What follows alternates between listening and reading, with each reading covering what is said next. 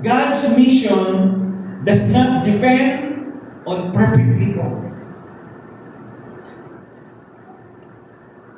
Ang mission ng Diyos, hindi nakadepende sa mga perfectong mga tao, but on obedient people. Yung mga tao masunurin. Ito ang historical background. In spite of their weaknesses, they doubted the resurrection of Jesus first.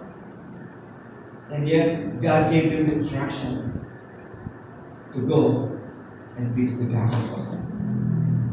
Ano ang literary context dito? Okay. Tago na dyan, okay?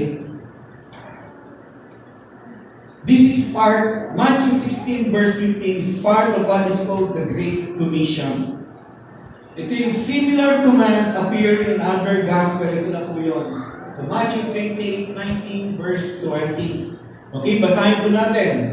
Therefore, go and make disciples of all nations, baptizing them in the name of the Father and of the Son and of the Holy Spirit, and teaching them to obey everything I have commanded you. And surely I am with you always to the very end of the age. Kita mo yung process. Sabi naman ng Panginoon, mag-preach mo na kayo. Okay? Preaching is declaration of the gospel. Pagkatapos sabi niya, then after you make disciples, pag disciple na sila, pag nandito na sa loob ng church, you teach them. Tuturuan natin sila. Ano yung tuturuan natin sa mga to obey?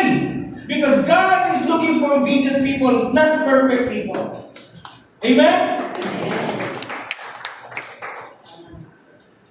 At